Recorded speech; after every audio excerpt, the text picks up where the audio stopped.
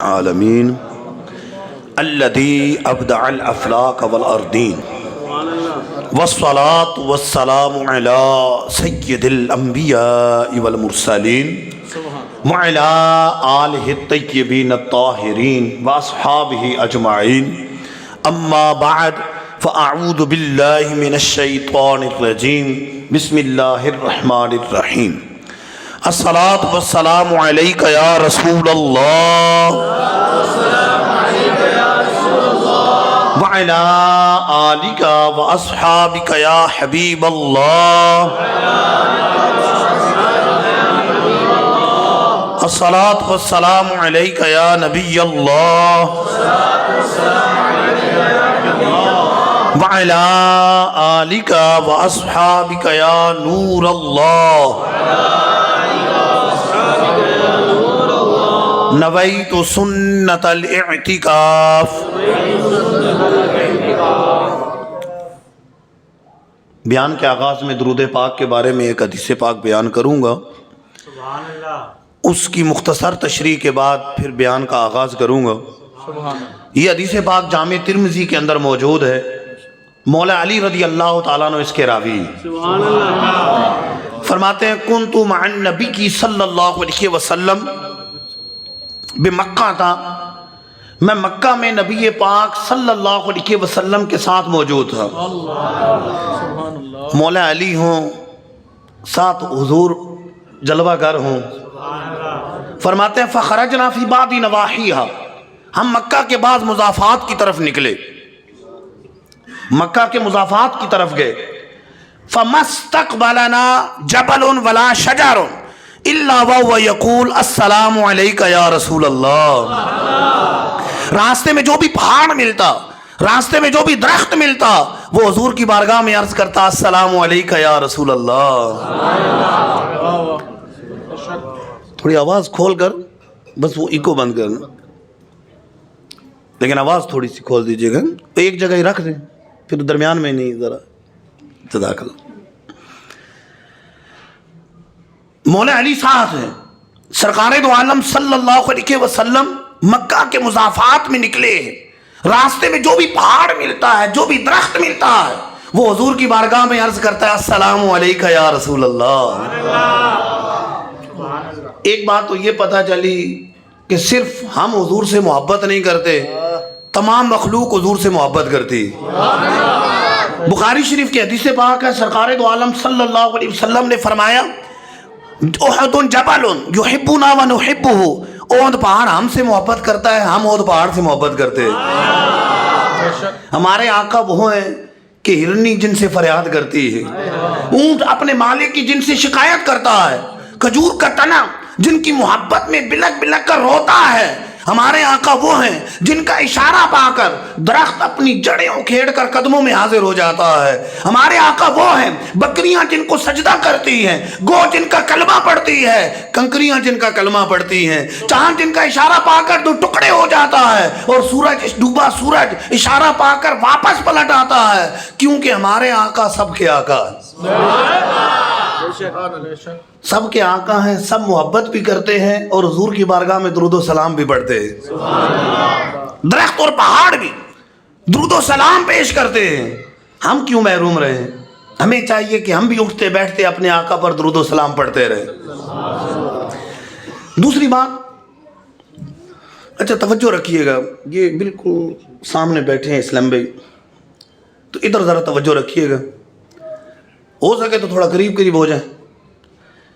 اس حدیث پاک سے یہ پتہ چلا کہ السلام علیک یا رسول اللہ اور الصلاۃ والسلام علیک یا رسول اللہ یہ کوئی نئے درود پاک نہیں، سیرت علویہ میں ہے کہ درخت اور پہاڑ حضور کی بارگاہ میں یہ عرض کرتے ہیں الصلاۃ والسلام علیک یا رسول اللہ۔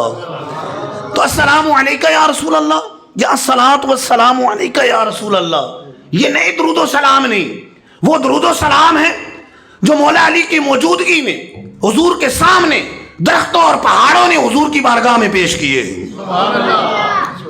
بعض لوگ کہتے ہیں نا کہ یہ تو 14ویں صدی کا درود پاک ہے، الصلاۃ والسلام علیک یا رسول اللہ، حالانکہ حدیثوں میں آیا کہ حضور کے سامنے درخت اور پہاڑ حضور کی بارگاہ میں ان سیخوں کے ساتھ درود و سلام پیش کر رہے. علامہ ابن جوزی رحمۃ اللہ تعالی علیہ بہت بڑے محدث ہیں، غوث پاک کے دور کے. آپ جو میلاد شریف کے ثبوت پر کتاب لکھی ہے اس میں لکھتے ہیں جب حضور کی ولادت ہوئی تو حضرت جبرائیل علیہ السلام حضور کی بارگاہ میں حاضر ہوئے اور عرض کرتے ہیں الصلاۃ والسلام علیک یا رسول اللہ. صحابہ کا یہ درود و سلام علامہ ابن عساکر تاریخ دمشق کے اندر نقل کرتے ہیں، ملا جامی شواہد النبوہ کے اندر نقل کرتے ہیں، علامہ جلال الدین سیوطی خصائص کبریٰ کے اندر نقل کرتے ہیں. جب صدیق اکبر کا آخری وقت آیا ساتھیوں سے کہنے لگے کہ میرا وصال ہو جائے، انتقال ہو جائے تو میرے جسم کو روضہ انور کے سامنے رکھنا اور حضور سے عرض کرنا ہے حضور یہ ابو بکر ہیں، اگر حضور اجازت دیں تو مجھے حضور کے پہلو میں دفنانا ہے، اگر اجازت نہ ملے تو مجھے بقیع میں دفنا دینا ہے. جب وصال ہو جاتا ہے صحابہ صدیق اکبر کے جسم اقدس کو اٹھاتے ہیں، روضہ انور کے سامنے رکھتے ہیں اور سب سے پہلے کیا عرض کرتے ہیں السلام علیک یا رسول اللہ. وصال ہو چکا حضور کا، بعد وصال بھی السلام علیک یا رسول اللہ عرض کرتے ہیں اور عرض کرتے ہیں حضور یہ ابو بکر ہیں، یہ ابو بکر ہیں. روایت میں آتا ہے روضہ انور کا دروازہ کھلتا ہے، اندر سے آواز آتی ہے ادخل الحبیب الی الحبیب، حبیب کو حبیب کے ساتھ ملا دو. سرکار دو عالم صلی اللہ علیہ وسلم بعد وصال بھی اپنے یار غار کی دستگیری فرما کر اپنا یار مزار بنا لیتے اور یہ بھی پتا چلا کہ السلام علیک یا رسول اللہ یہ صحابہ کا درود و سلام. بلکہ مکاشفۃ القلوب کے اندر امام غزالی لکھتے، امام غزالی حجت الاسلام صدیوں پرانے بزرگ امام غزالی اپنی کتاب مکاشفۃ القلوب میں لکھتے ہیں کہ اللہ عز و جل نے موسیٰ علیہ السلام کی طرف وحی فرمائی اے موسیٰ جتنی تمہارا کلام تمہاری زبان کے قریب ہے، تمہاری روح تمہارے جسم کے قریب ہے، تمہاری سماعت تمہارے کانوں کے قریب ہے، تمہارے خیالات تمہارے دل کے قریب ہیں، تمہاری بصارت تمہاری آنکھوں کے قریب ہے. اگر تم چاہتے ہو اس سے بڑھ کر میرا قرب حاصل ہو تو نبی آخر و زمان کی بارگاہ میں یوں درود و سلام پیش کرو الصلاۃ والسلام علیک یا رسول اللہ.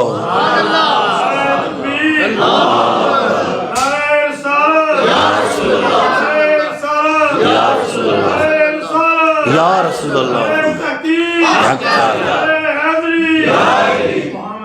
اچھا بعض لوگوں کو اصل میں لفظ یا سے تکلیف ہوتی ہے کہ یا کے ساتھ کیوں پڑھ رہے، حالانکہ نماز کے اندر السلام علیکہ ایھا النبی کہہ رہے اے نبی آپ پر سلام، اے نبی آپ پر سلام.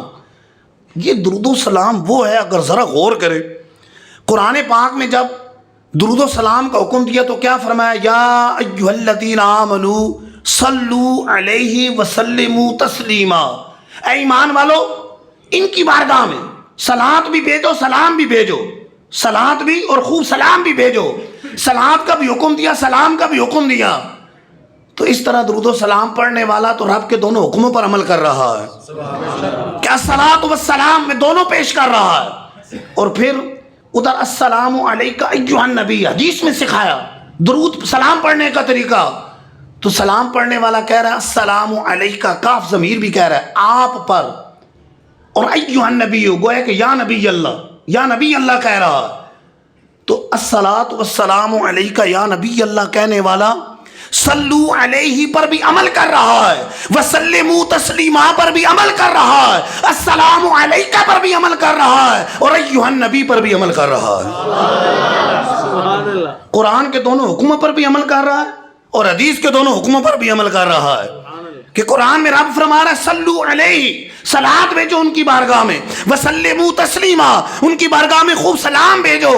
اور نمازی حدیث کے حکم پر عمل کرتے ہوئے السلام علیکہ ایھا النبی اس طرح حضور کی بارگاہ میں سلام عرض کرتا ہے. تو اس طرح درود و سلام پڑھنے والا ان چاروں حکموں پر عمل کرنے والا.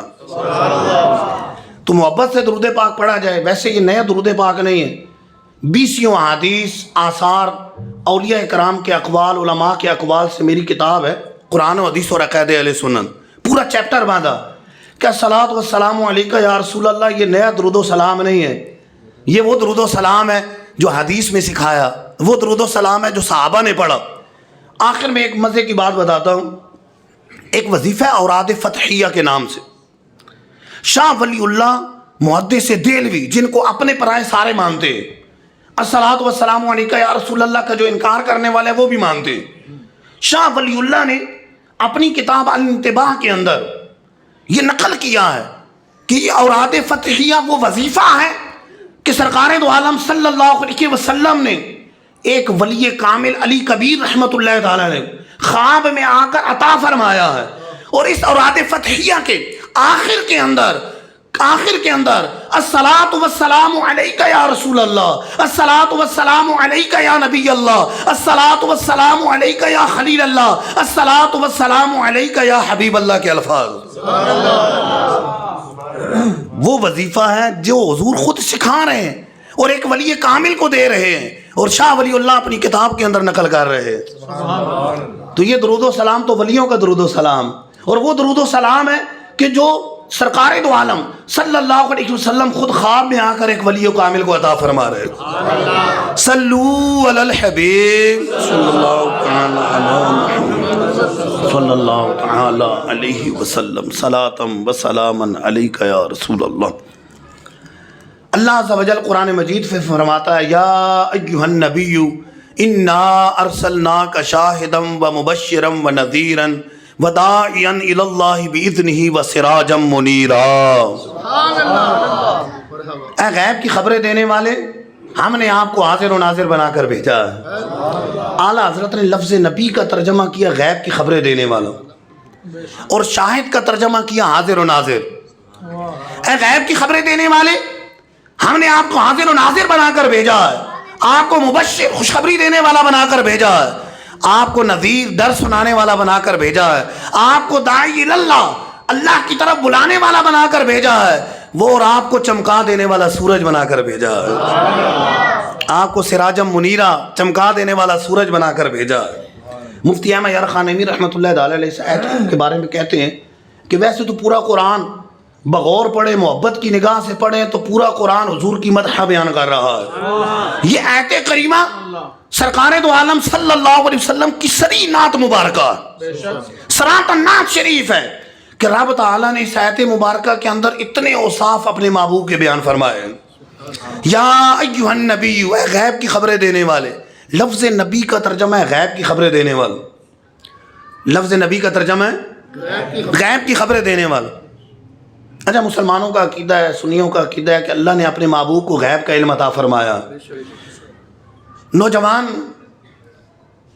عام طور پہ یہ ہوتا ہے، اچھا باتیں نہیں کر بیٹا، یہ سامنے بیٹھے ہوئے ہیں باتیں کر رہے ہیں تو اس سے بیان ڈسٹرب ہوگا۔ اصل میں علم غیب کے بارے میں کوئی دلیل پوچھ لے گا تو شاید معلوم نہیں ہوگی۔ اگر کسی سے کئی ایسے ہوتے ہیں سوشل میڈیا پہ لگے رہتے ہیں اور کوئی کہ اچھا علم غیب تھا تو یہ کیوں ہوا، علم غیب تھا وہ کیوں ہوا، سینکڑوں حدیث 20 آیات علم غیب پر موجود ہیں، اس کے ثبوت پر موجود ہیں، لیکن شیاطین من الجنس والانس بھی پھرتے رہتے ہیں سوشل میڈیا پہ تو چھائے ہوئی ہیں، ادھر میں سے بھیج دیا اچھا کیا ہے، ادھر بھیج دیا اچھا کیا ہے، ادھر بھیج دیا اچھا کیا ہے۔ اب شیطان سننے نہیں دے گا، شیطان سننے نہیں دے گا کہ یار یہ تو ہمارے عقیدے کی بات، ہمارے عقیدے کی بات ہو رہی ہے، اور عقیدے کی بات کہیں اور سے نہیں ہو رہی، قرآن سے ہو رہی ہے اور حدیث سے ہو رہی ہے۔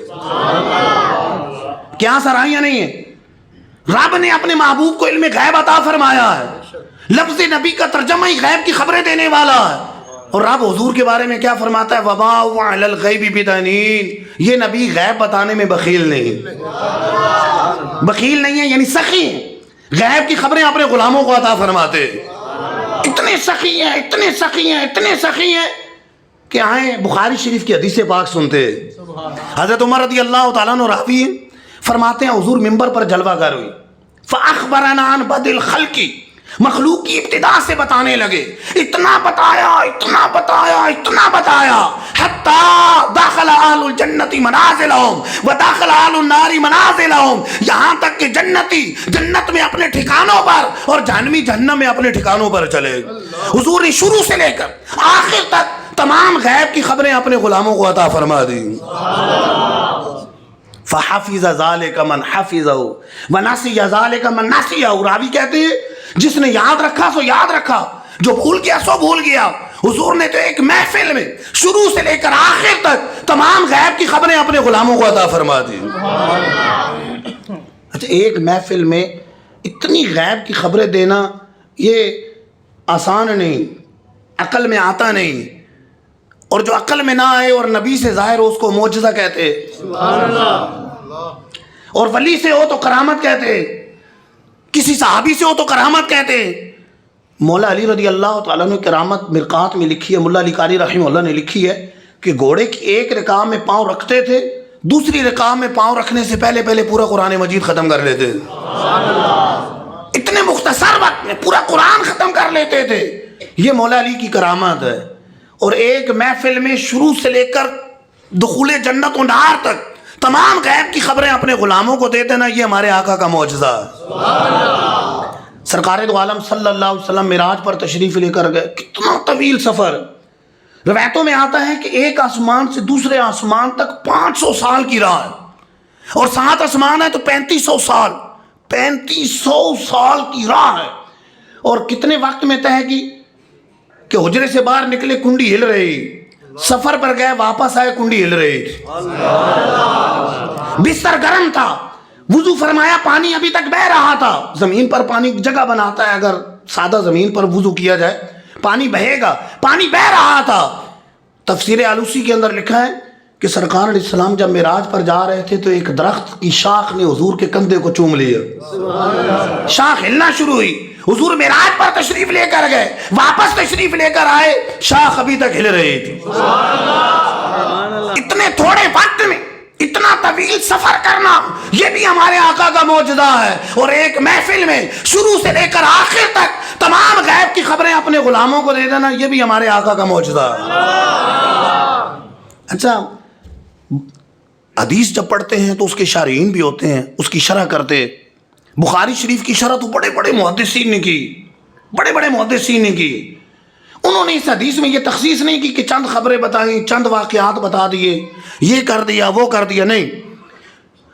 علامہ بدر الدین عینی شارح بخاری ہیں، عمدۃ القاری کے اندر لکھتے اس حدیث کے تحت۔ علامہ ابن حجر اسقلانی فتح الباری کے اندر لکھتے، بہت بڑے محدث ہیں علامہ ابن حجر اسقلانی۔ امام قسطلانی ارشاد الساری کے اندر لکھتے، اور ملا علی قاری مرقات کے اندر لکھتے ہیں، بیک قلم ہو کر لکھتے ہیں کہ سرکار دو عالم صلی اللہ علیہ وسلم نے شروع سے لے کر آخر تک جو غیب کی خبریں ایک محفل میں اپنے غلاموں کو عطا فرمائی تھی، یہ ہمارے آقا کا معجزہ ہے۔ ایک وقت میں اتنی غیب کی خبریں دینا، یہ حضور کا معجزہ۔ سرکار دو عالم صلی اللہ علیہ وسلم کی نگاہ تو وہ ہے کہ نہ دیوار کا پردہ کوئی پردہ ہے، نہ وقت کا پردہ کوئی پردہ ہے، مستقبل کی خبریں جانتے۔ بخاری شریف کی حدیث باغ ہے، سرکار دو عالم صلی اللہ علیہ وسلم اود پہاڑ پر تشریف لے گئے، ساتھ ابو بکر صدیق ہیں، ساتھ حضرت عمر ہیں، ساتھ عثمان غنی۔ فراجف اب پہاڑ کانپنے لگ گیا، پہاڑ ہلنے لگ گیا۔ اچھا، اس ہلنے کو بڑے پیارے انداز سے شارحین نے بیان کیا ہے۔ بعض یہ کہتے ہیں کہ روب نبوت سے کانپنے لگ گیا، اور بعض یہ کہتے ہیں کہ روب اس طرح کانپ نہیں رہا تھا، بلکہ حضور آئے تھے خوشی سے جھوم رہا تھا، پہاڑ ہل رہا تھا، پہاڑ کانپنے لگ گیا، ہلنے لگ گیا۔ سرکار دو عالم صلی اللہ علیہ وسلم نے فرمایا اسکن احد، احد کے بعد ٹھہر جا، فإنما علیک نبی وصدیق وشہیدان، تیرے اوپر اللہ کا نبی موجود ہے، تیرے اوپر ایک صدیق موجود ہے، اور تیرے اوپر 2 شہید موجود ہیں۔ حضرت عمر نے بعد میں شہید ہونا ہے، عثمان غنی نے بعد میں شہید ہونا ہے، لیکن بعد کی بات کو حضور جانتے، غیب جانتے، حضور جانتے کہ ان دونوں نے شہید ہونا۔ حضور یہ بھی جانتے کہ صدیق اکبر نے شہید نہیں ہونا۔ فرمایا ہے بات ٹھہر جاؤ، تیرے اوپر اللہ کا ایک نبی موجود ہے، تیرے اوپر ایک صدیق موجود ہے، اور تیرے اوپر 2 شہید موجود ہیں۔ پتہ چلا کہ رب نے اپنے محبوب کو علم غیب عطا فرمایا۔ دیکھیں، کئی غیب کی خبریں ایسی ہیں کہ ہم میں سے ہم جانتے ہیں، اور کس طرح جانتے ہیں کہ ہمیں سرکار دو عالم صلی اللہ علیہ وسلم کی حدیث سے پتہ چلی۔ قیامت کب آئے گی، کس دن آئے گی، کس مہینے کو آئے گی، کس تاریخ کو آئے گی، بچہ بچہ جانتا ہے۔ قیامت جمعے والے دن آئے گی، محرم کا مہینہ ہوگا، 10 محرم ہوگی، جانتے ہیں۔ یہ مستقبل کی بات ہے، غیب کی خبر ہے۔ کس نے بتائی ہے؟ غیب جاننے والے نبی نے بتائی۔ فرشتے ہمیں نظر نہیں آتے، حواس خمسہ سے جان نہیں سکتے، وہ ہمارے لیے غیب ہے۔ جنات ہمارے لیے غیب ہیں، ہمیں نظر نہیں آتے، یہ غیب ہے۔ لیکن فرشتے کو دیکھا جا سکتا ہے، کوئی نہ کوئی صورت ہے انبیاء علیہ السلام فرشتوں کو دیکھتے تھے، فرشتوں کو دیکھا جا سکتا ہے، لیکن رب کی ذات وہ ذات ہے کہ جس کو ہمارے آقا کے علاوہ دنیا میں کسی نے نہیں دیکھا۔ جب اس غیب کو دیکھ لیا ہمارے آقا نے تو پھر اور کون سا غیب پوشیدہ رہ سکتا ہے؟ اعلیٰ حضرت فرماتے ہیں اور کوئی غیب کیا تم سے نیا ہو بلا، جب نہ خدا ہی چھپا تم پہ کروڑوں درود۔ جب رب کو دیکھ لیا تو اور کون سی چیز پوشیدہ رہ سکتی؟ یا ایھا النبی انا ارسلناک شاہدا، اے غیب کی خبریں دینے والے، ہم نے آپ کو حاضر و ناظر بنایا ہے۔ الحمدللہ مسلمانوں کا یہ سچا عقیدہ ہے کہ اللہ عز و جل نے اپنے محبوب صلی اللہ علیہ وسلم کو حاضر و ناظر بنایا۔ ہمارے آقا حاضر و ناظر، حاضر و ناظر کا مطلب کیا ہے؟ اچھا بعض لوگ اللہ تعالیٰ کے لیے حاضر و ناظر کا لفظ استعمال کرتے ہیں تو علماء منع کرتے ہیں کہ نہیں، اللہ تعالیٰ بصیر ہے، علیم ہے، حاضر و ناظر نہیں کہیں گے۔ حاضر ہوتا ہے جو جسم سے حاضر ہو، اور ناظر ہوتا ہے جو آنکھ سے دیکھے۔ اللہ تعالیٰ آنکھوں کا بھی محتاج نہیں ہے، اللہ تعالیٰ جسم سے بھی پاک ہے، جسم جسمانیت سے پاک ہے، اللہ تعالیٰ آنکھوں سے پاک ہے، اسے اس کی حاجت نہیں ہے۔ رب تعالیٰ دیکھتا ہے، علیم ہے، بصیر ہے، لیکن حاضر وہ جو جسم سے حاضر ہو، اور ناظر وہ جو آنکھ سے دیکھے۔ اور ہمارے جو رب عز و جل ہے وہ حاضر و ناظر نہیں ہے، علیم و بصیر ہے۔ اللہ عز و جل نے اپنے محبوب کو حاضر و ناظر بنایا۔ حاضر و ناظر کا جو عقیدہ ہے مسلمانوں کا، اس کا مطلب یہ ہے، ایک شک یہ ہے کہ سرکار دو عالم صلی اللہ علیہ وسلم تمام کائنات کو قیامت تک کے لیے اس طرح دیکھ رہے ہیں جس طرح اپنی ہتھیلی کو دیکھ رہے ہیں۔ اور دوسرا شک یہ ہے کہ حضور جہاں چاہتے ہیں جب چاہتے ہیں تشریف لے جاتے ہیں، کوئی رکاوٹ نہیں۔ چاہیں کسی کی مدد فرما دیں، کسی کو جلوے دکھا دیں، کسی کو بیداری میں جلوے دکھا دیں، کسی کو خواب میں جلوے دکھا دیں، کسی کو کھانا کھلا دیں، کسی کی مشکل ٹال دیں۔ رب تعالیٰ نے انہیں اختیار دیا ہے، وہ جہاں چاہیں تشریف لے جائیں کیونکہ وہ حاضر و ناظر۔ پہلی شک ہے کہ حضور دیکھ رہے ہیں۔ اس آیت کی تفسیر میں، تفسیر جمل کے اندر لکھا ہے، اس آیت کی تفسیر میں، تفسیر روح المعانی کے اندر لکھا ہے، تفسیر ابی سعود کے اندر لکھا ہے۔ اس آیت کی تفسیر میں لکھتے ہیں شاہدن ای الی من بعث الیہم، آپ کو شاہد بنایا یعنی ان کی طرف گواہ بنایا جن کی طرف مبعوث کیے گئے۔ کیا کر رہے ہیں؟ تراقبوا اعمالہم وتشاہدوا احوالہم، آپ ان کے اعمال بھی دیکھ رہے ہیں، ان کے احوال بھی دیکھ رہے ہیں۔ وتتحملوا عنہم الشہادہ، اور ان کے گواہ بن رہے ہیں۔ وتؤدیہا یوم القیامۃ ادا مقبولا، اور قیامت کے دن گواہی دیں گے، اور گواہی ان کے حق میں ان کے خلاف ہر طرح قبول کی جائے گی، کیونکہ رب نے محبوب کو حاضر و ناظر بنایا۔ یعنی گواہی دیں گے، اعمال دیکھ رہے۔ حاضر و ناظر کا مفہوم تو مفسرین نے بیان کر دیا، اس لیے اعلیٰ حضرت نے ترجمہ کیا شاہدن حاضر و ناظر، کہ مفسرین کیا کہہ رہے ہیں کہ آپ دیکھ رہے ہیں، اعمال کو بھی دیکھ رہے ہیں، احوال کو بھی دیکھ رہے ہیں۔ اللہ عز و جل نے سورہ بقرہ میں ایک واقعہ بیان فرمایا ہے، وہ یہ ہے کہ قیامت کے دن انبیاء علیہ السلام کے دور کے جو کفار ہوں گے، جب انبیاء دعویٰ کریں گے کہ ہم نے اپنا تمہارا پیغام رب پہنچا دیا، وہ انکار کر دیں گے کفار کہ ہم تک نہیں پہنچا، تو اللہ عز و جل اس امت کو پیش کرے گا، لیکن امت تو دیکھ نہیں رہی، لہذا فیصلہ نہیں ہوگا۔ اور پھر کیا ہوگا؟ وَيَكُونَ الرَّسُولُ عَلَيْكُمْ شَهِيدًا، اور پھر رسول پاک ان پر گواہ بنائے جائیں گے، اور حضور تو حاضر و ناظر ہیں، حضور کی گواہی پر انبیاء کے حق میں فیصلہ کر دیا جائے گا، انبیاء کے حق میں فیصلہ کر دیا جائے گا۔ آئیں حدیث دیکھیں، مسلم شریف کی حدیث پاک ہے، سرکار دو عالم صلی اللہ علیہ وسلم فرماتے ہیں ان اللہ زوالی الارض، اللہ نے میرے لیے زمین کو اٹھا دیا، فرأیت مشارقہا و مغاربہا، میں نے اس کے مشارق کو بھی دیکھ لیا، اس کے مغارب کو بھی دیکھ لیا۔ صرف مشرق و مغرب نہیں، مشارق اور مغارب یعنی شمال جنوبی اندر آ گئے، تمام جہات کو، پوری زمین کو، پوری کائنات کو رب نے میرے سامنے کر دیا، اور میں اس کو دیکھ رہا ہوں۔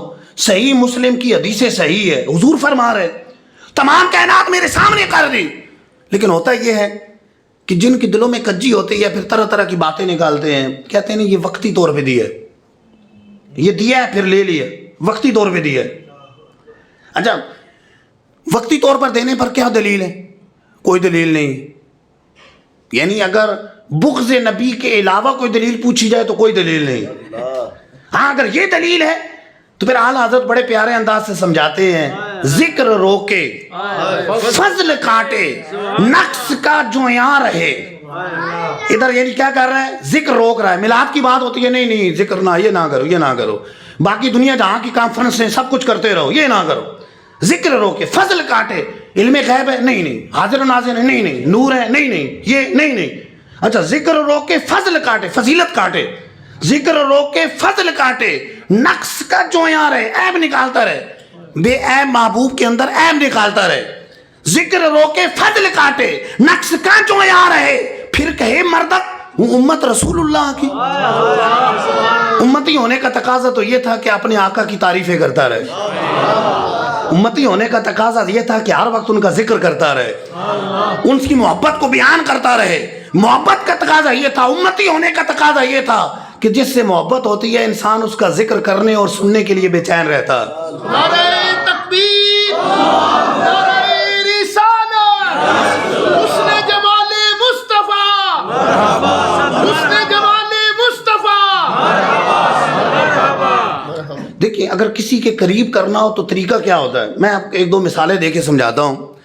کوئی کسی کا استاد ہو، آپ کوئی ذہن کسی کا بنائے کہ یار یہ میرے استاد ہیں تو ان کے پاس پڑھو، تو کیا تعریفیں کرے گا؟ یہ کہے گا کہ یار اس کے پاس بڑا علم ہے، ان کے پاس بولتے ہیں تو علم کے دریاب بہا دیتے ہیں، تفسیر پہ بولتے ہیں تو کمال کا بولتے ہیں، حدیث پہ بولتے ہیں تو کمال کر دیتے ہیں، فقہ پہ کلام کرتے ہیں تو ان کا ثانی نظر نہیں آتا، یہ ایسے کمال کے استاد ہیں. تعریف کرے گا. اگر دور کرنا ہو تو کیا کہے گا؟ کہ یہ کہے گا کہ یار پڑھا لیتے ہیں لیکن پتہ لگتا ہے درمیان میں چھکے چوکے بھی لگاتے رہتے ہیں، آتا کچھ نہیں ہے، بس کرتے رہتے ہیں. فلاں جگہ میں نے سوال پوچھا تھا جواب تو دیا نہیں مجھے، فلاں بات میں نے پوچھی تھی مجھے بتائی نہیں.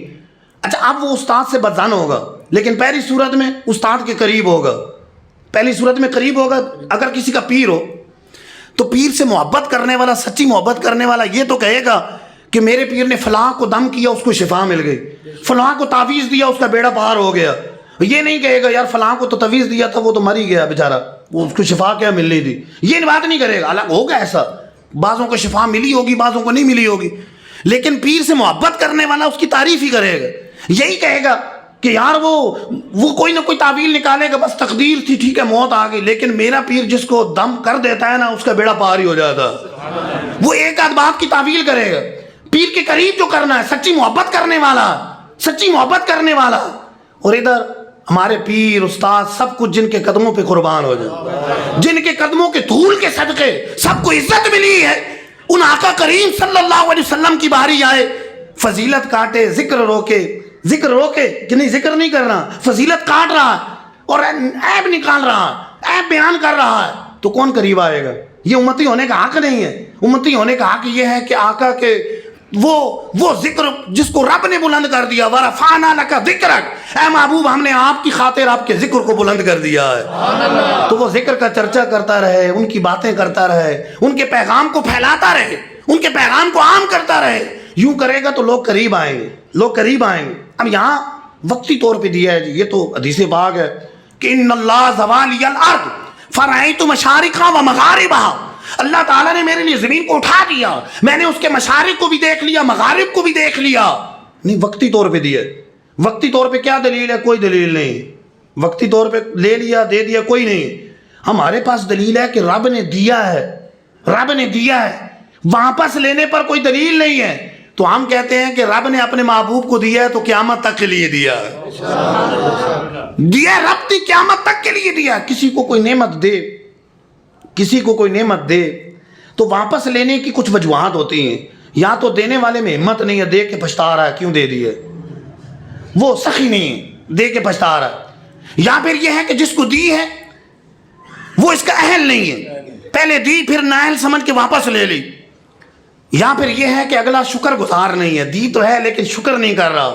اب یہاں دیکھیں تو دینے والا رب ہے جو سب جوادوں سے بڑھ کر جواد، اور جس محبوب کو دی ہے خدا کی قسم مخلوق میں سب سے بڑھ کر اس صفت کے اہل ہے. اور محبوب اپنے رب کے بندوں میں رب کے تمام مخلوق میں سب سے بڑھ کر رب کا شکر ادا کرنے والے ہیں، تو رب نے حضور کو نعمت دی ہے تو ہمیشہ کے لیے عطا فرمائے، بلکہ ایسے شکر گزار ہے کہ رب نعمت کو مزید بڑھاتا چلا گیا۔ قرآن کیا کہہ رہا ہے؟ قرآن محبوب کی شان یہ کہہ رہا ہے کہ واپس لے لی، اور رب کیا کہہ رہا ہے؟ وَلَلْآخِرَةُ خَيْرٌ لَكَ مِنَ الْأُولَىٰ، اے محبوب آپ کے آنے والی گھڑی پچھلی گھڑی سے بہتر۔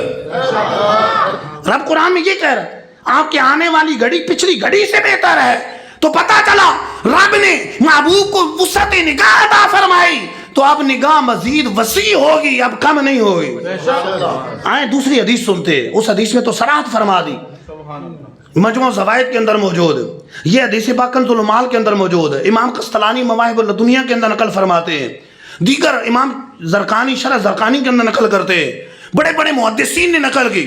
سرکار دو عالم صلی اللہ علیہ وسلم ارشاد فرماتے ہیں ان اللہ رفع لی الدنیا، اللہ نے میرے لیے دنیا کو اٹھا دیا، فإنما انا انظر الیہا وَإِلَىٰ مَا هُوَ كَائِنٌ فِيهَا إِلَىٰ يَوْمِ الْقِيَامَةِ، میں دنیا کو اور جو کچھ دنیا کے اندر ہے ہر چیز کو قیامت تک کے لیے دیکھ رہا ہوں، كَأَنَّمَا أَنظُرُ إِلَىٰ كَفِّ هَٰذِهِ، اس طرح دیکھ رہا ہوں جس طرح اپنی ہتھیلی کو دیکھ رہا ہوں۔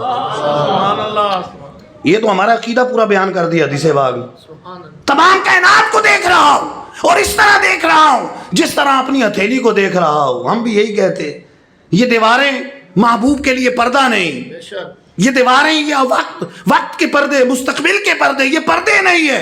رب تعالیٰ نے محبوب کو پوری کائنات نگاہ کے سامنے کر دی، اور صرف وقتی طور پہ نہیں، قیامت تک کے لیے سامنے فرما دی۔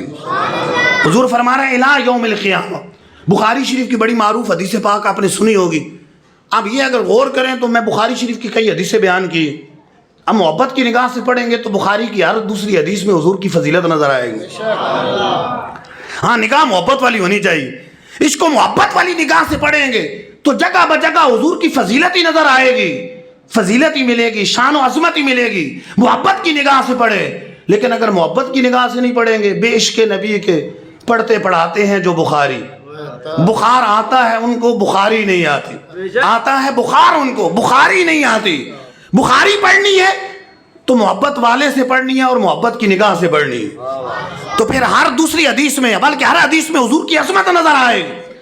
بخاری شریف کی حدیث پاک ہے، غزوہ موتا کا واقعہ ہے، سرکار دو عالم صلی اللہ علیہ وسلم مدینے سے لشکر روانہ فرما رہے ہیں، فرمایا زید تمہارا سپہ سالار ہے، اگر یہ شہید ہو جائے تو اس کے بعد جعفر تمہارے سپہ سالار ہے، اگر وہ شہید ہو جائیں تو اس کے بعد ابن رواحہ تمہارے سپہ سالار ہے، اگر یہ بھی شہید ہو جائیں تو جسے چاہو تم سپہ سالار بنا لیں۔ لشکر روانہ ہوتا ہے، میلوں دور موتا کے مقام پر جنگ ہو رہی ہے، اور ادھر مدینہ منورہ میں منبر پر بیٹھ کر حضور اس جنگ کی لائیو خبریں اپنے غلاموں کو عطا فرما رہے ہیں۔ وہاں کوئی کیمرے نہیں لگے ہوئے، کیمرے نہیں، افسوس تو نقلوں پر ہے کہ جو کیمروں میں اتنی طاقت مانتے ہیں کہ دنیا کے دوسرے کونے میں کوئی پروگرام چل رہا ہے، لائیو چل رہا ہے، اور ہم ادھر بیٹھ کر وہ دیکھ رہے ہیں، سن رہے ہیں۔ کیمروں میں اتنی طاقت ہے تو نگاہ نبوت کی طاقت کا عالم کیا ہوگا؟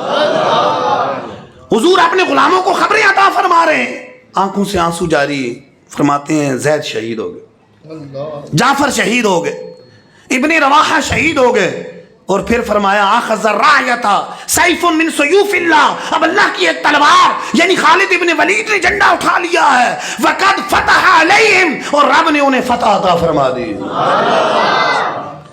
ایک دیوار نہیں ہے، ہزاروں درمیان میں، لیکن یہ دیواریں حضور کی آنکھوں کے سامنے پردہ نہیں، حضور کی مبارک نگاہوں کے سامنے پردہ نہیں، یہ پردہ نہیں ہے، کیونکہ رب تعالیٰ نے حضور کو وہ نگاہ عطا فرمائی ہے کہ ہزاروں دیواروں کے پیچھے بھی آپ دیکھ لیتے ہیں کہ کیا ہو رہا ہے۔ ایک اور بخاری شریف کی بڑی پیاری حدیث پاک، حضرت ابو موسیٰ اشعری رضی اللہ تعالیٰ عنہ راوی فرماتے ہیں کہ میں اور حضور ایک باغ کے اندر بیٹھے تھے، باغ کا دروازہ بند ہے، دروازے پہ دستک ہوئی، سرکار دو عالم صلی اللہ علیہ وسلم نے یہ نہیں پوچھا کون ہے، ذرا پوچھو کون ہے، فرمایا افتح لہ وبشرہ بالجنہ، دروازہ کھولو اور جو بھی ہے اسے جنت کی بشارت دے دو۔ دروازہ کھولا تو سامنے صدیق اکبر تھے، انہیں مبارک دی، اللہ کا شکر ادا کیا، بیٹھ گئے، پھر دستک ہوئی، فرمایا افتح لہ وبشرہ بالجنہ، دروازہ کھولو اور جو بھی دروازے پہ ہے جنت کی بشارت دے دو۔ دروازہ کھولا تو سامنے فاروق اعظم، انہیں مبارک دی۔ اب ذرا غور کریے،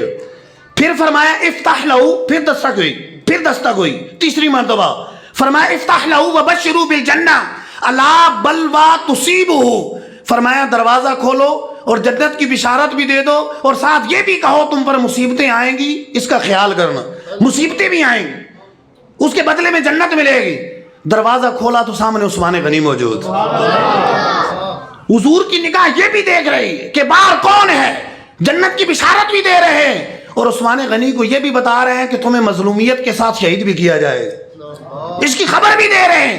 پتہ چلا نہ دیوار کے پردے کوئی پردے ہیں نگاہ کے سامنے، اور نہ مستقبل کے پردے کوئی پردے ہیں، کہ حضور ان کے اعمال بھی دیکھ رہے ہیں اور انہیں جنت کی بشارتیں بھی عطا فرما رہے ہیں، اشخاص بھی دیکھ رہے ہیں کہ باہر کون کھڑے ہیں، ان کے اعمال بھی دیکھ رہے ہیں کہ اعمال کیسے ہے، اور رب نے مالک جنت بنایا ہے، جنت کی بشارت بھی عطا فرما رہے ہیں۔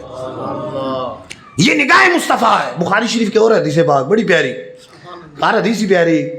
سرکار دو عالم صلی اللہ علیہ وسلم نے فرمایا میرے غلاموں تمہارے ہمارے ملنے کی جگہ حوض کوثر ہے، اللہ تعالیٰ خیر سے ملاقات نصیب فرمائے۔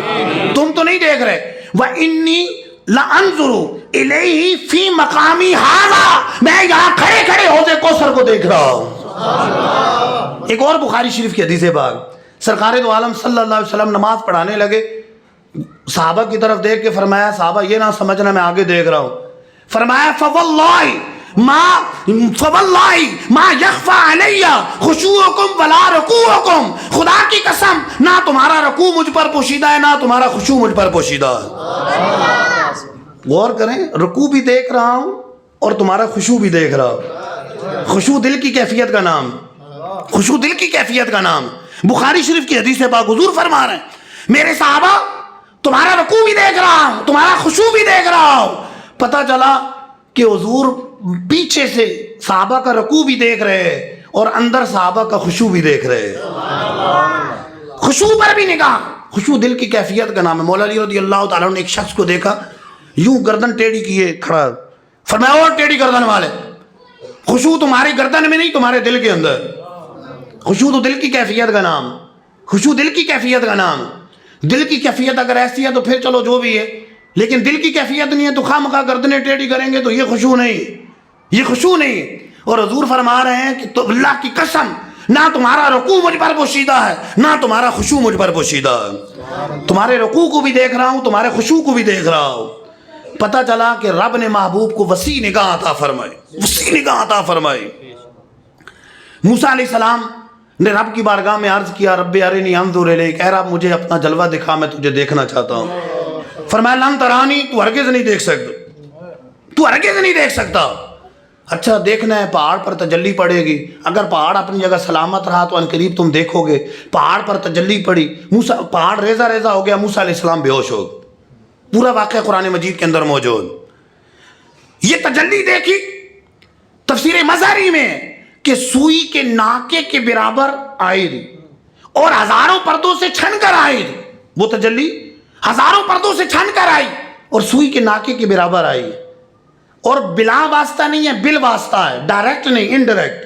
پہاڑ پر پڑی اور پہاڑ بھی ریزہ ریزہ ہو گیا، پہاڑ نے برداشت نہیں کیا، پہاڑ ریزہ ریزہ ہو گیا اور موسیٰ علیہ السلام بھی بے ہوش ہو گئے۔ یہ پوری کیفیت نظر میں رکھیے گا۔ طبرانی شریف کی حدیث پاک ہے، موسیٰ علیہ السلام نے کسی سے پوچھا، موسیٰ علیہ السلام سے کسی نے پوچھا کہ آپ نے رب سے کلام کیا تھا، وہ تجلی دیکھی، آپ کی نگاہ میں کتنا اضافہ ہوا؟ فرمانے لگے کہ میری نگاہ میں اتنا اضافہ ہوا کہ 30 میل کے فاصلے پر سیاہ رات میں سیاہ چمٹی چل رہی ہو تو میں اس سیاہ چمٹی کو سیاہ رات میں 30 میل کے فاصلے پر ایسے دیکھتا ہوں جس طرح اپنی ہتھیلی کو دیکھ رہا ہوں۔ اتنی نگاہ بڑھ گئی اور وہ بھی تجلی سے بڑی۔ اچھا تجلی کا فرق ذہن میں رکھیے گا، دیکھیں سورج ہے اوپر، سورج کو دیکھوں تو یہ جلوہ ہے اور نیچے دھوپ اس کی تجلی، دھوپ اس کی تجلی۔ اچھا اگر سورج کی دھوپ اس طرح آئے کہ بادل گہرے ہو تو کبھی اس کی تجلی نظر ہی نہیں آئے گی، دھوپ نظر ہی نہیں آئے گی، درمیان میں رکاوٹ بن جائے تو نظر نہیں آئے گی۔ وہاں تجلی ہزاروں پردوں سے چھن کر آئی، یہاں دھوپ ایک تجلی ہے، دھوپ کو دیکھ رہا ہوں یہ تجلی ہے سورج کی، اور سورج کو دیکھا تو یہ جلوہ ہے، وہ جلوہ ہے، یہ تجلی ہے۔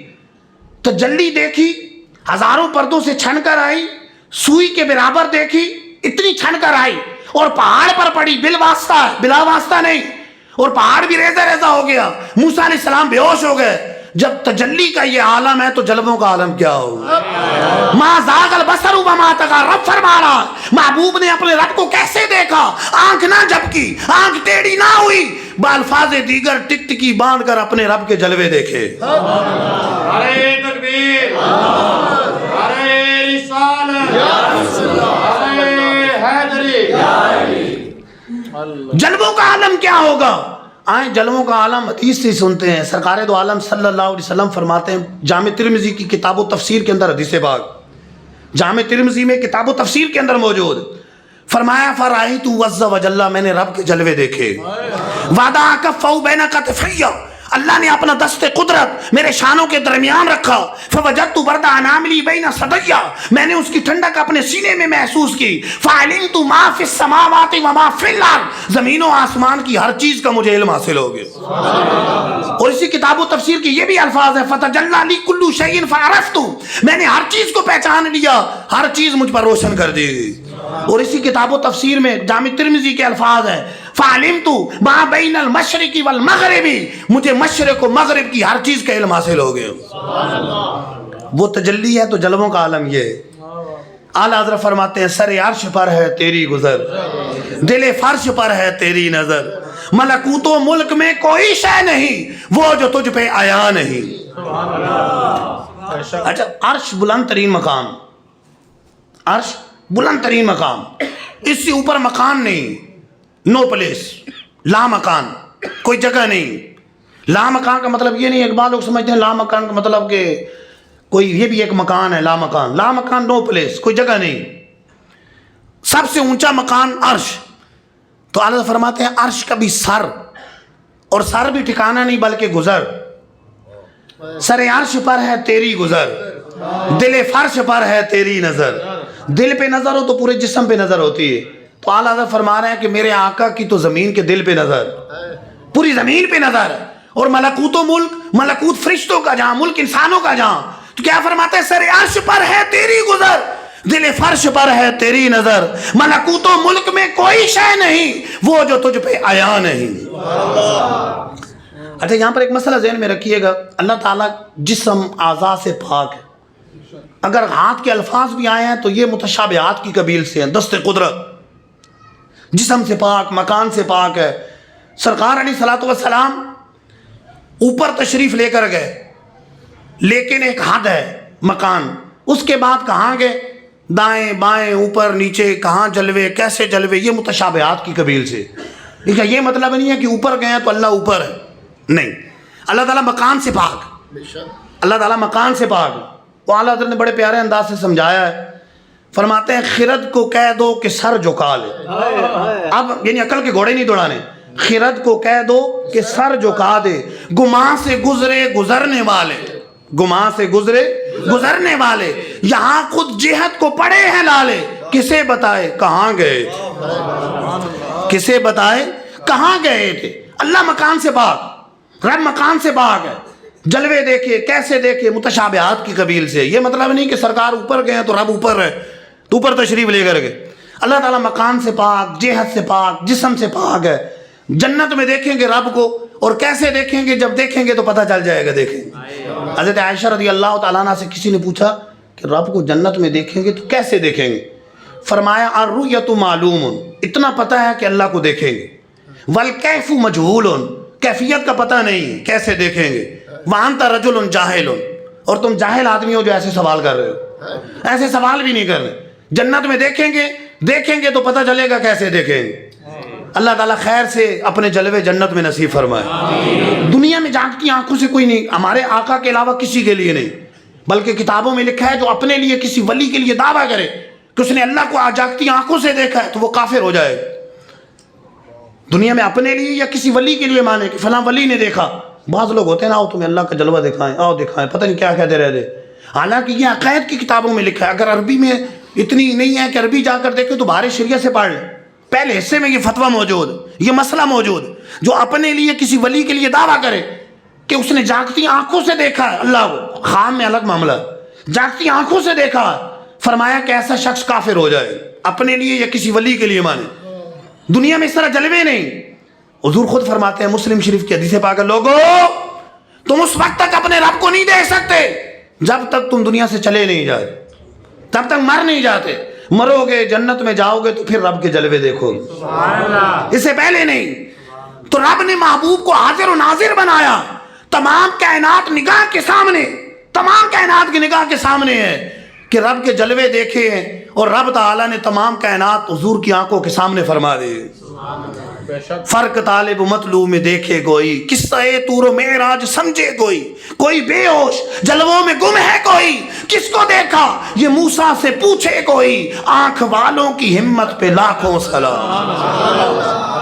حاضر و ناظر کی دوسری شکل یہ ہے کہ حضور جہاں چاہیں تشریف لے جائیں، کوئی رکاوٹ نہیں. ہمارے آقا و مولا صلی اللہ علیہ وسلم جہاں چاہیں جب چاہیں تشریف لے جائیں، کسی کی مدد فرمائیں، کسی کو جلوے دکھائیں، کسی کی مشکل ٹال دیں، کسی پہ کرم فرمائیں، کچھ عطا فرما دیں. ان رب تعالیٰ نے انہیں اختیار عطا فرمایا، جہاں بانی عطا کر دیں، بھری جنت ہبا کر دیں. نبی مختار کل ہیں، جس کو چاہیں جو چاہیں عطا کر دیں. رب نے انہیں اختیار دیا. واللہ وہ سن لیں گے، اعلیٰ حضرت فرماتے ہیں واللہ وہ سن لیں گے، امداد کو پہنچیں گے. اتنا تو کوئی ہو جو آہ کرے دل سے، دل سے پکارے تو وہ سن لیں گے، وہ مدد فرمائے. سرکار دو عالم صلی اللہ علیہ وسلم حاضر و ناظر. ایک حدیث پاک ہے بخاری شریف کے اندر موجود ہے. حضور نے فرمایا من رعانی فی المنام فسیرانی فی الیقظہ، جس نے مجھے خواب کے اندر دیکھا ان قریب بیداری کے اندر میرے جلوے دیکھے. اچھا جس نے خواب کے اندر دیکھا اس نے حضور ہی کو دیکھا ہے. صحیح بخاری کی حدیث پاک ہے، فرماتے ہیں من رعانی فی المنام فقط رعانی ولا یتمثل شیطان بھی، جس نے مجھے خواب کے اندر دیکھا مجھ ہی کو دیکھا ہے. شیطان میری صورت میں نہیں آ سکتا. خواب میں بھی حضور جلوہ دکھاتے ہیں اور پھر بیداری کے اندر بھی اپنے جلوے دکھاتے ہیں. امام جلال الدین سیوطی شافعی رحمۃ اللہ تعالی علیہ حاوی الفتاوی کے اندر لکھتے ہیں کہ میری متعدد بزرگوں سے ملاقات ہوئی. پہلے انہوں نے خواب کے اندر حضور کو دیکھا اور بعد میں بیان کیا کہ ہم نے جاگتی ہوئی بھی حضور کی زیارت کی. خود علامہ سیوطی رحمۃ اللہ تعالی نے 75 سے زائد مرتبہ جاگتی آنکھوں سے حضور کے جلوے دیکھے. حضور سے پوچھتے تھے اس حدیث کے بارے میں کیا فرماتے ہیں، کیا فرماتے ہیں. امام شعرانی المیزان الکبریٰ کے اندر لکھتے ہیں کہ کسی نے علامہ سیوطی کو لکھا کہ حضور میری سفارش کر لیں بادشاہ کے سامنے، فلاں کے سامنے میری سفارش کر لیں، فلاں افسر کے سامنے، کسی کے بارے میں لکھا. تو علامہ سیوطی نے جو جواب دیا وہ یہ تھا کہ بھائی اب تک الحمدللہ 75 مرتبہ میں جاگتے ہوئے حضور کے جلوے دیکھ چکا ہوں، جاگتے ہوئے دیکھ چکا ہوں. یہ نہ ہو کہ میں کسی ظالم کے پاس جاؤں اور یا اس کی خواہ مخواہ عزت کروں تو یہ نہ ہو کہ یہ مجھ سے چھین نہ لی جائے چیز، یہ چیز چھین نہ جائے. تمہاری سفارش الگ معاملہ ہے، تمہارا تھوڑا فائدہ ہے. میں تو امت کا فائدہ سوچ رہا ہوں کہ میں حضور سے حدیثوں کے بارے میں پوچھتا ہوں، امت کی رہنمائی کرتا ہوں. اگر یہ سلسلہ بند ہو گیا وہ بڑا فائدہ ختم ہو جائے گا. بھائی تمہارے چھوٹے سے فائدے کے لیے میں بڑا فائدہ قربان نہیں کر سکا، میں تو حضور کے جلوے دیکھوں گا، تمہارا فائدہ جو بھی ہے وہ اپنے پاس رکھ. آپ نے اس کے لیے سفارش نہیں کی، سفارش نہیں کی. وجہ یہ ہے کہ 75 مرتبہ جاگتے آنکھوں سے حضور کے جلوے دیکھے. اعلیٰ حضرت کم و بیش 70 مرتبہ خواب کے اندر جلوے دیکھے، اور دوسری مرتبہ حج کے لیے گئے تو جاگتے آنکھوں سے حضور کے جلوے دیکھے. تو ہمارے آقا حاضر و ناظر. فرمایا من رعانی فی المنام فسیرانی فی الیقظہ، جس نے مجھے خواب کے اندر دیکھا ان قریب بیداری کے اندر میرے جلوے دیکھے. پتہ چلا کہ دنیا کے کونے کونے کے اندر حضور پہلے خواب کے اندر آ کر اپنے غلاموں کو جلوے دکھاتے ہیں اور پھر بیداری کے اندر بھی اپنے غلاموں کو جلوے عطا فرماتے ہیں. اور جسے چاہیں جلوے عطا فرمائیں، کوئی رکاوٹ نہیں. پتہ چلا کہ ہمارے آقا حاضر و ناظر، جس پہ جس طرح چاہے کرم فرما دے. اور یقیناً یاد رہے کہ اگر کوئی پاکستان میں حضور کو دیکھتا ہے تو حضور ہی کو دیکھتا ہے، ہندوستان میں دیکھتا ہے تو حضور ہی کو دیکھتا ہے. کوئی مسلمان اگر افریقہ کے اندر دیکھتا ہے تو حضور ہی کو دیکھتا ہے، مکے کے اندر دیکھتا ہے تو حضور ہی کو دیکھتا ہے. حضور جہاں چاہیں جدھر چاہیں جلوے دکھاتے. یہ بھی یاد رہے یہاں یہ نہیں فرمایا من رعانی فی المنام فیرانی فی الیقظہ، فسیرانی سین لگایا. قبر میں نہیں، ان قریب دیکھے گا. قبر میں تو سارے دیکھیں گے، قبر کی بات نہیں ہو رہی. فسیرانی فی الیقظہ، اور قبر میں تو سارے دیکھیں گے، یہاں وہ دیکھیں گے کہ جو خواب میں دیکھ رہے ہیں ان کو حضور بیداری کے اندر اپنے جلوے دکھائیں، بیداری کے اندر اپنے جلوے عطا فرمائیں۔ 3 حدیثیں ہیں، یہ تینوں حدیثیں صحیح ستہ کے اندر موجود ہیں، مسلم شریف کے اندر، ابن ماجہ کے اندر، دیگر جو کتب حدیث ہیں ان کے اندر موجود۔ موسیٰ علیہ السلام معراج کی رات حضور فرماتے ہیں مررت علی موسیٰ وهو یصلی فی قبرہ، موسیٰ علیہ السلام کے پاس سے گزرا، وہ اپنی قبر میں نماز پڑھ رہے تھے۔ اچھا مسجد اقصیٰ پہنچے، مسجد اقصیٰ پہنچے، فرمایا دیگر نبیوں کے ساتھ حضرت موسیٰ علیہ السلام بھی موجود، اور جب چھٹے آسمان پر پہنچتے ہیں موسیٰ علیہ السلام چھٹے آسمان پر بھی موجود۔ پتہ چلا کہ رب نے موسیٰ علیہ السلام کو حاضر و ناظر بنایا۔ یہ قوت تھی کہ قبر انور سے مسجد اقصیٰ پہنچتے اور پھر چھٹے آسمان پر پہنچ جاتے ہیں۔ اور موسیٰ وہ ہیں کہ میرے آقا فرماتے ہیں کہ میرے دور میں موسیٰ علیہ السلام ہوتے تو میری پیروی کے علاوہ انہیں چارہ نہ ہوتا، میری پیروی کر دے۔ موسیٰ علیہ السلام مقتدی ہے، مجھے کہنے دے کہ جب مقتدی کی طاقت کا یہ عالم ہے تو امام کی طاقت کا عالم کیا ہوگا، پھر امام کی طاقت کا عالم کیا ہوگا۔ یہاں پر یہ بات ذہن میں نہ آئے کہ موسیٰ علیہ السلام حضور سے پہلے پہنچ گئے، وجہ یہ ہے پہلے کیوں پہنچے کہ وہ رفتار نبوت سے جا رہے ہیں اور حضور براق پر سوار ہو کر جا رہے ہیں، براق کی رفتار سے جا رہے ہیں۔ قربان جاؤں رفتار نبوت پر کہ وہ براق کہ جہاں اس کی نگاہ پڑتی ہے وہاں اس کا قدم پڑتا ہے، لیکن نبی علیہ السلام پہلے پہنچتے ہیں، براق بعد میں پہنچتا ہے۔ اگر حضور اپنی رفتار سے جاتے تو خدا کی قسم موسیٰ علیہ السلام سے پہلے وہاں پر موجود ہوتے۔ کہ جب ایک نبی کی یہ طاقت ہے، ایک رسول کی یہ طاقت ہے، تو سید المرسلین کی طاقت کا عالم کیا ہوگا، ان کی کیا طاقت اور قوت ہوگی۔ سرکار دو عالم صلی اللہ علیہ وسلم کی 2 حدیثیں جامع ترمذی کے اندر موجود ہے، امام حاکم نے مستدرک کے اندر نقل کی۔ امام حسین کربلا میں شہید ہوتے، امام حسین کربلا میں شہید ہوتے تو مکے میں سب سے پہلے خبر دینے والے اور مدینے میں سب سے پہلے خبر دینے والے کون ہیں؟ اسی دن خبر پہنچ جاتی ہے، سوشل میڈیا نہیں ہے، کوئی ٹیلی فون نہیں ہے، کوئی کس طرح کا معاملہ نہیں ہے، اسی دن دوپہر کے وقت میں خبر پہنچ جاتی، شہادت کے وقت ہی خبر پہنچتی ہے۔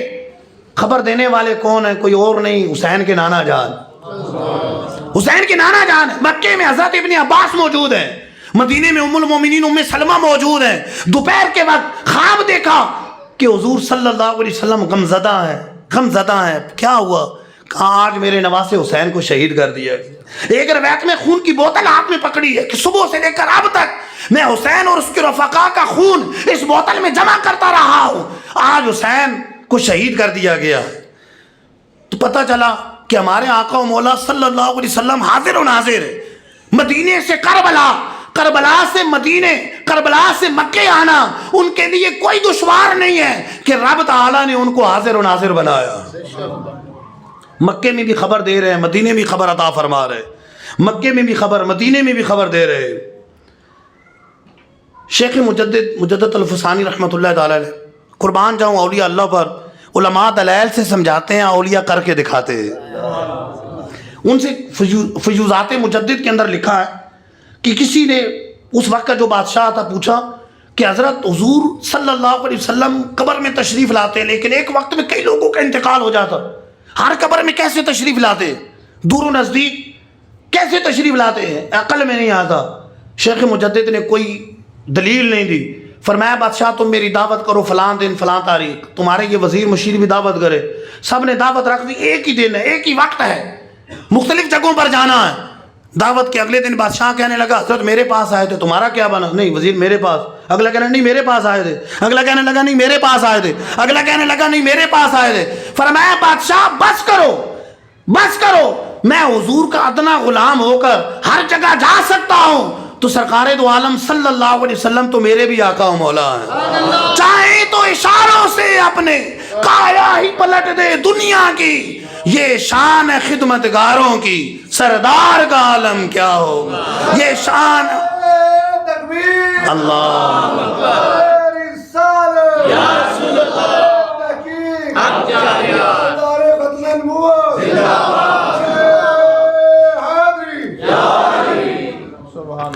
ہمارے آقا و مولا حاضر و ناظر، حاضر و ناظر۔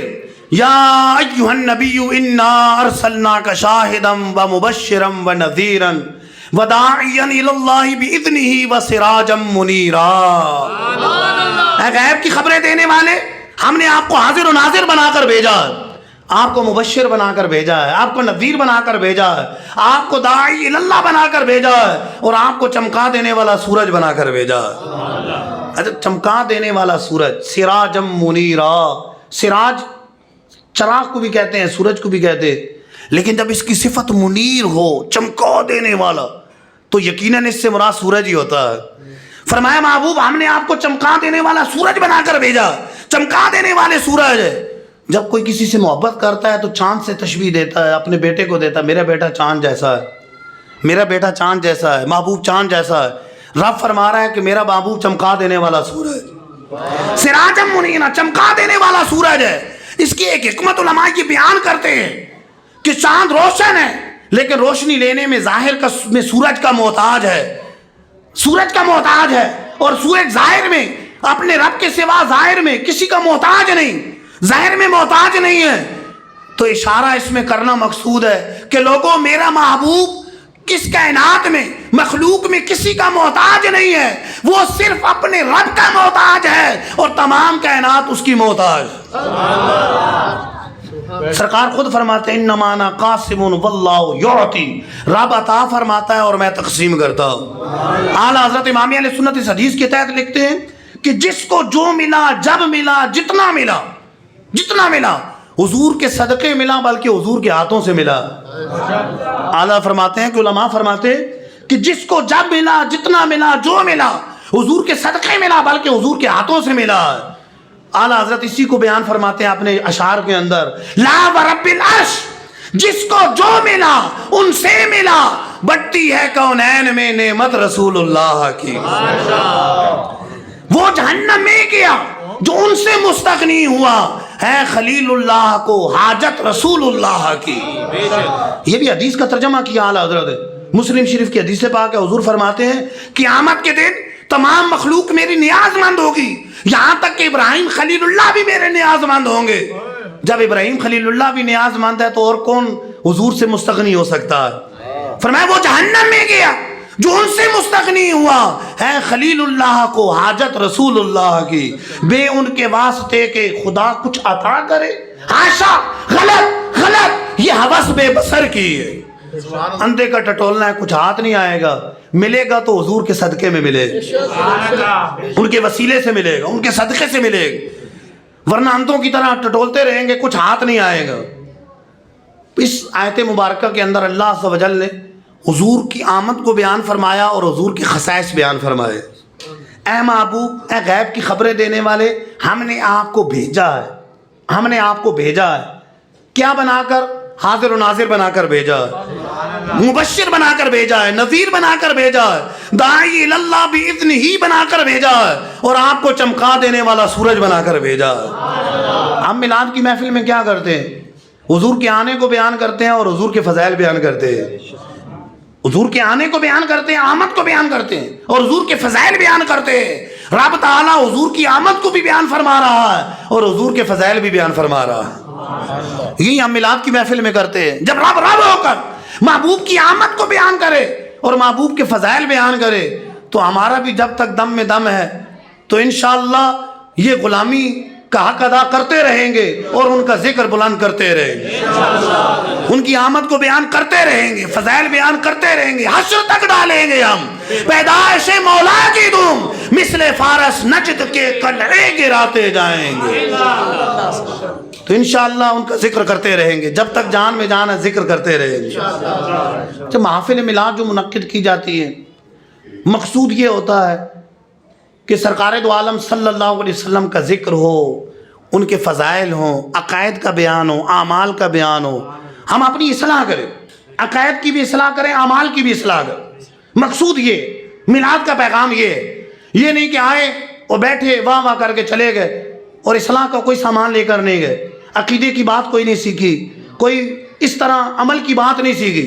یاد رہے سرکار دو عالم صلی اللہ علیہ وسلم کی محبت وہ ہے کہ جو رب تعالیٰ نے ہم پر فرض فرمائی۔ حضور کی محبت ایمان کا حصہ، بلکہ عین ایمان بلکہ ایمان کی بھی جان. اللہ کی سرتاپا قدم شان ہے یہ, اللہ کی سرتاپا قدم شان ہے یہ, انسان نہیں انسان, وہ انسان ہے یہ. قرآن تو ایمان بتاتا ہے انہیں, ایمان یہ کہتا ہے میری جان ہے یہ. تو سرکار دو عالم صلی اللہ علیہ وسلم کی محبت فرض ہے. سرکار دو عالم صلی اللہ علیہ وسلم خود فرماتے ہیں لا یؤمن احدکم حتی اکون احب الیہ من والدہ وولدہ والناس اجمعین. بخاری شریف کی حدیث ہے. لوگوں, اس وقت تک تم میں سے کوئی ایمان والا نہیں ہو سکتا جب تک اپنے والدین سے بڑھ کر, اپنے بچوں سے بڑھ کر, تمام لوگوں سے بڑھ کر مجھ سے محبت نہ کرے. سب سے بڑھ کر محبت کرے گا تو ایمان والا ہو. بخاری شریف کی حدیث پاک حضرت عمر رضی اللہ تعالیٰ سے فرمایا عمر تم مجھ سے کتنا پیار کرتے ہو. ہماری طرح نہیں ہے کہ فوراً کہہ دیں کہ جان بھی قربان یہ بھی قربان. فرمایا حضور ہر چیز سے بڑھ کر محبت کرتا ہوں سوائے اپنی جان کے. سوچا اور جواب دیا. حضرت عمر نے جواب دیا. سرکار علیہ السلام نے آگے سے کیا فرمایا, کفایت کرے گا؟ نہیں. فرمایا عمر ابھی تک تمہارا ایمان مکمل نہیں, ابھی تک تمہارا ایمان مکمل نہیں. پھر سوچا, پھر کہا حضور میں اب اپنی جان سے بڑھ کر آپ سے محبت کرتا ہوں. فرمایا عمر اب تمہارا ایمان مکمل, اب تمہارا ایمان مکمل ہے. تو ایمان مکمل ہی تب ہوگا جب سب سے بڑھ کر محبت کریں گے حضور سے, ہر چیز سے بڑھ کر محبت کریں گے. محبت کا مختلف تقاضے ہیں. دو بڑے تقاضے یہ ہیں کہ جس سے محبت ہوتی ہے انسان اس کا ذکر کرتا ہے, جیسا کہ ہم کر رہے ہیں, ذکر کر رہے ہیں, سن رہے ہیں, فضائل بیان کر رہے ہیں, یہ محبت کا اظہار ہے. اور محبت کا دوسرا تقاضا یہ ہے کہ جس سے محبت ہوتی ہے انسان اس کی پیروی کرتا ہے, اس کی بات مانتا. والد سے محبت ہے, اب یہ تو کہ والد کے ہاتھ چومیں, پاؤں چومیں, یہ کریں وہ کریں, لیکن والد کہے کہ مجھے اس چیز کی حاجت ہے ہم کریں نہیں. والد کہے کہ فلاں جگہ چلے جاؤ میرا پیغام پہنچا دو, بات ہی نہ مانے, نہیں, یہ محبت کا تقاضا نہیں ہوگا. لگے گا کہ یہ بندہ بس محبت اوپر اوپر سے کر رہا ہے, جب ضرورت پڑی ہے تو کام ہی نہیں آ رہا والد کے, والد کی خدمت ہی نہیں کر رہا. والد کہہ رہا میرے پاؤں دبا دو تو کہتا ہے نہیں پاؤں نہیں دبا سکتا. ویسے ابا جی محبت بڑی ہے آپ سے, مجھے پاؤں نہیں دبا سکتا, یہ ذرا مشکل کام ہے, بس ویسے محبت ہے, ہوائی محبت ہے. تو یاد رہے کہ یہ ٹھیک ہے, ذکر کرنا ہے. ہم نے قرآن و حدیث سے جو سیکھا ہے وہ یہی ہے کہ ان کا ذکر بلند کرتے رہیں گے. رب نے ان کا ذکر بلند کر دیا, ہم اگر اس میں حصہ ڈالیں گے تو ہماری خوش بختی, ہم کریں گے ذکر ان کا. لیکن ساتھ ساتھ یہ ہے جس سے محبت ہوتی ہے انسان پیروی بھی کرتا ہے. یہ نہ ہو کہ محبت کا تقاضا ہو ساری رات محفل میں بیٹھے رہیں اور فجر کی نماز ہی نہ پڑھیں, محفل نہ سجائیں. مستحب کام ہے, مستحب کام ہے, لیکن فرض نماز ہی صبح چھوڑ دیں, فجر کی نماز ہی نہ پڑھیں. جماعت واجب ہے, بلا عذر شرعی جماعت ہی چھوڑ دیں, مسجد میں آ کے نماز ہی نہ پڑھیں. سرکار علیہ السلام فرمائے نماز میں میری آنکھوں کی ٹھنڈک ہے. اور یہ محبت کرنے والا نماز کا خون کر دے, نماز ہی ادا نہ کرے, نماز ہی نہ پڑھے. سرکار دو عالم صلی اللہ علیہ وسلم جو مال آئے رب کی راہ میں صدقہ کر دے. صحیح بخاری شریف کے اندر حدیث پاک ہے, حضور نے عصر کی نماز پڑھائی, نماز پڑھا کر دعا مانگے بغیر فوراً گھر چلے گئے, حجرے میں چلے. کچھ دیر بعد آئے, بعد میں معمولات سے فارغ ہوئے. صحابہ نے پوچھا حضور کیا ہوا اتنی جلدی آج, ایسے تشریف لے گئے. فرمایا نماز کے دوران مجھے یاد آ گیا کہ گھر میں کچھ سونا رکھا ہوا تھا, جو صدقہ کرنا تھا, سونا رکھا ہوا تھا. تو مجھے جیسی خیال آیا تو میں نے نماز میں سلام پھیر کے فوراً گیا, پہلے اس سے صدقہ کیا پھر واپس آیا ہوں. جو مال آتا ہے رب کی راہ میں خرچ کر دیں. اور یہاں محبت کرنے والے 2.5% جو زکوٰۃ فرض ہے وہ بھی ادا نہ کرے, عشر فرض ہے وہ بھی ادا نہ کرے, زمین پر فصلوں پر جو عشر ہے وہ بھی ادا نہ کریں. ہیلے بہانے کریں, تھوڑا بہت دے دیا کوئی. ہمارے یہاں حساب کتاب تو کرتے ہی نہیں, مسئلہ نہیں پوچھتے. حال یہ ہوتا ہے دکان پہ چلو رکھ لیا, لاکھوں کروڑوں کا مال رکھا ہوا ہے, انہوں نے چند ہزار سائڈ پہ کر دیے. کوئی فقیر ہے تو کسی کو 10 پکڑا ہے, 20 پڑا ہے, دل کو مطمئن کر لیا چلو زکوٰۃ ادا کر لی. یہ نہیں پوچھا زکوٰۃ دینی کس کو ہے, کتنی دینی ہے, کتنی نکالنی, کس طرح زکوٰۃ نکالیں. اور ہمارے آقا مولا صلی اللہ علیہ وسلم وہ ہیں کہ جو مال آتا ہے اللہ کی راہ میں خرچ کر دیتے, رب کی راہ میں خرچ کر دیتے.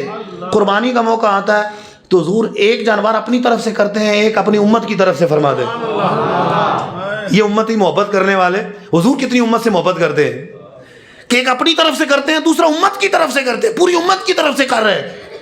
ہونا تو یہ تک چاہیے کہ اپنا واجب بھی ادا کریں اور ایک اپنے آقا کی طرف سے قربانی کریں. ہونا یہ محبت کا تقاضا یہ ہے.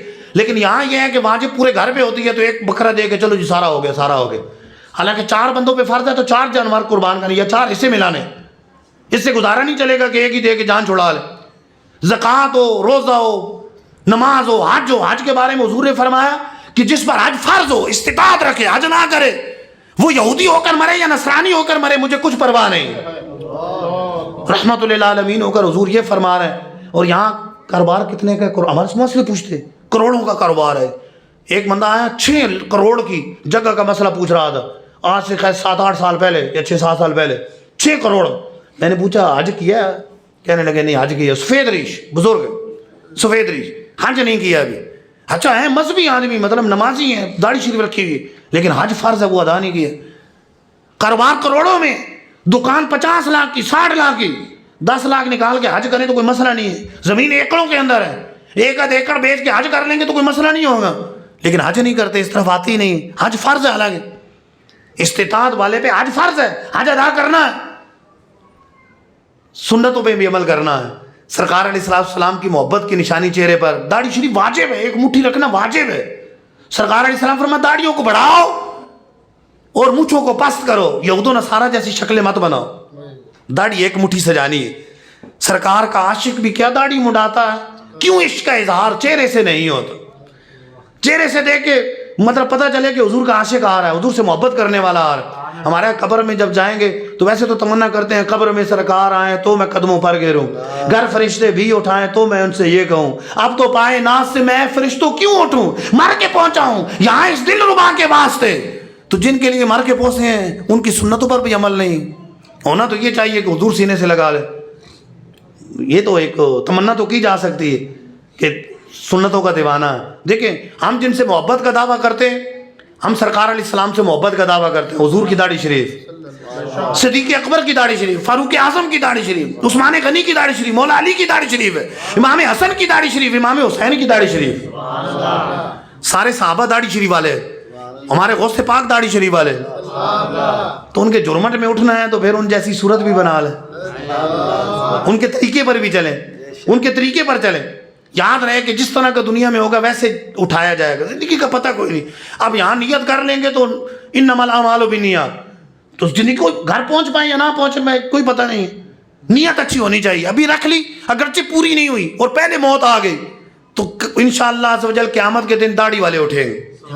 ابھی نمازیں جو پڑھنی ہیں ان کی قضا کی نیت کر لی کہ جو نمازیں رہ گئی میں نے ان کی قضا کرنی ہے، میں قضا کروں گا، ساری نمازیں ادا، تمام نمازیں ادا کروں گا، روزے جو رہ گئے وہ بھی میں قضا کروں گا، اس کے بغیر معافی نہیں ہوگی۔ روزے بھی قضا کرنے، نمازیں بھی پچھلی قضا کرنی، پکی نیت کر لیں، اور بالفرض اس سے پہلے موت آ گئی تو یقیناً رب عز و جل کی رحمت بڑی وسیع، لیکن نیت ہونی چاہیے کہ میں نے نمازیں قضا کرنی ہے، پچھلی نمازیں بھی ادا کرنی ہے، اور آج کے بعد میری کوئی نماز قضا نہیں ہوگی انشاءاللہ عز و جل۔ 5 وقت کی نماز باجماعت ادا کریں انشاءاللہ، رمضان کے سارے روزے رکھیں گے، پچھلے روزے بھی قضا کریں گے، پیچھے اگر نمازیں رہ گی تو ان کو بھی قضا کریں گے۔ ہم انشاءاللہ چہرے پر 1 مٹھی داڑھی سجائیں گے انشاءاللہ عز و جل، اپنے گھر کو سنتوں کا گہوارہ بنائیں گے، شریعت کے مطابق زندگی گزاریں گے۔ اللہ تعالیٰ سے دعا ہے جو سنا اس پر عمل کرنے کی توفیق عطا فرمائے، آمین بجاہ النبی الامین صلی اللہ تعالی علیہ وآلہ وسلم۔ جی حضرت کیا جدول صلاۃ و سلام کے لیے